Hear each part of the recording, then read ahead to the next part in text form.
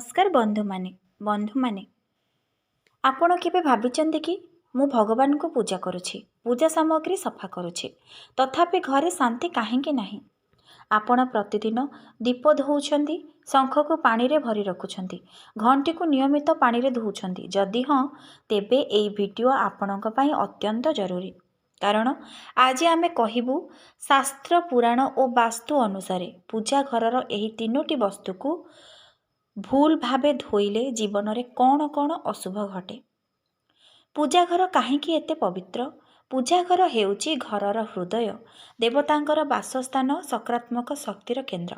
ଶାସ୍ତ୍ର କୁହେ ଯେଉଁ ଘରେ ପୂଜା ସଠିକ୍ ଭାବେ ହୁଏ ସେଇଠି ଦାରିଦ୍ର୍ୟ, କଳହ, ରୋଗ ରହେନି। କିନ୍ତୁ ଯଦି ଅଜାଣତରେ ପୂଜା ସାମଗ୍ରୀକୁ ଭୁଲ ଭାବେ ବ୍ୟବହାର କରାଯାଏ ତେବେ ସେହି ପୂଜା ମଧ୍ୟ ଫଳ ଦେଉନଥାଏ।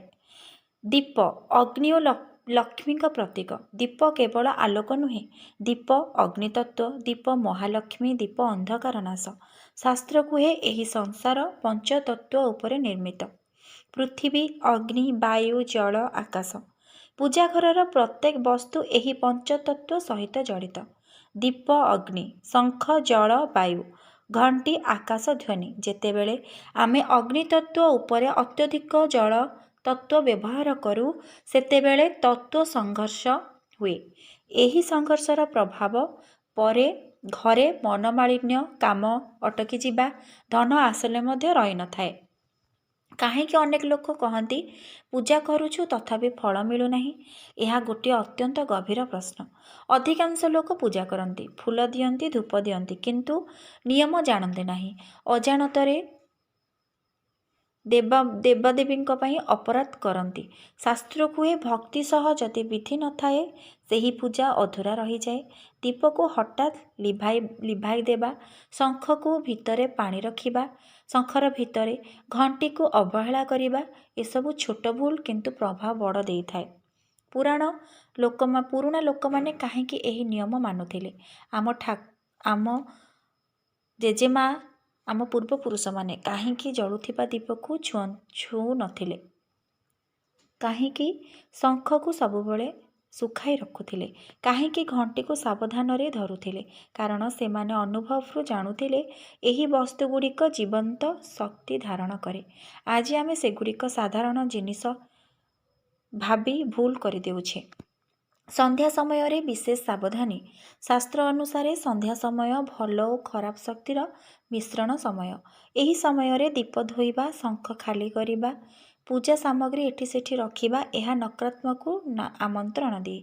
ସଠିକ୍ ଉପାୟ ସନ୍ଧ୍ୟାରେ କେବଳ ଦୀପ ଜଳାନ୍ତୁ। ସଫା କାମ ସକାଳ ବା ଦିନରେ କରନ୍ତୁ। ଦୀପଟାକୁ ସକାଳେ କିମ୍ବା ଦିନରେ ସଫା କରନ୍ତୁ। ଯଦି ଭୁଲ ହୋଇଯାଇଛି କ'ଣ କରିବେ? ଅନେକ ଲୋକ ଭୟ କରିଯାଆନ୍ତି। ଆମେ ତ ଏତେ ଦିନ ଭୁଲ କରି ଆସିଛୁ।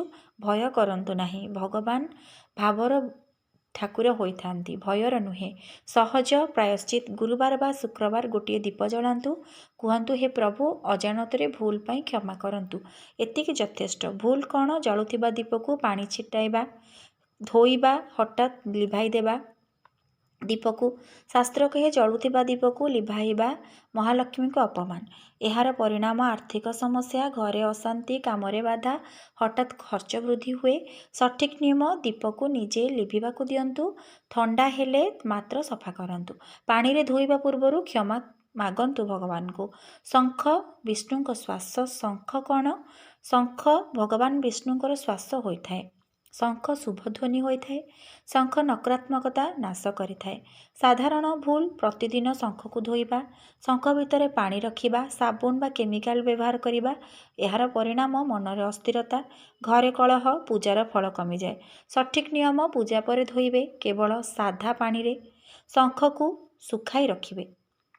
ଘଣ୍ଟି ଦେବତାଙ୍କୁ ଡାକିବାର ସାଧନା। ଘଣ୍ଟିର ଶବ୍ଦ ମନକୁ ଏକାଗ୍ର କରେ,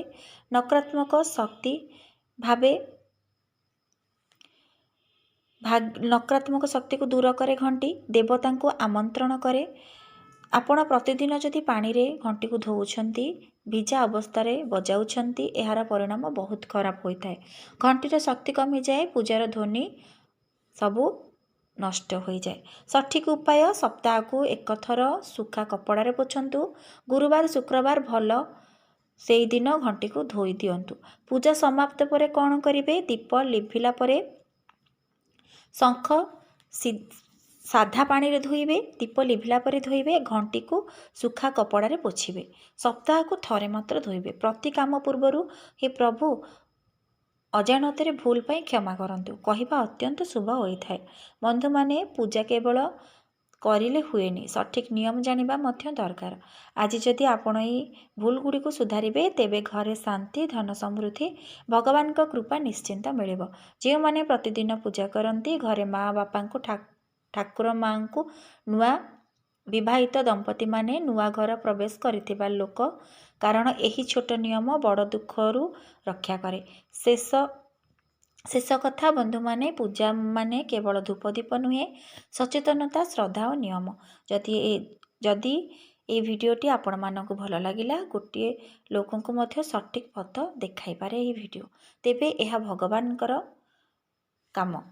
ଆପଣମାନଙ୍କୁ ଯଦି এই ଭିଡ଼ିଓଟି ଭଲ ଲାଗିଲା, ଭିଡ଼ିଓକୁ ଲାଇକ୍, ସେୟାର, ସବସ୍କ୍ରାଇବ୍ ନିଶ୍ଚିନ୍ତ କରିବେ। ରହିଲି, ଜୟ ଜଗନ୍ନାଥ।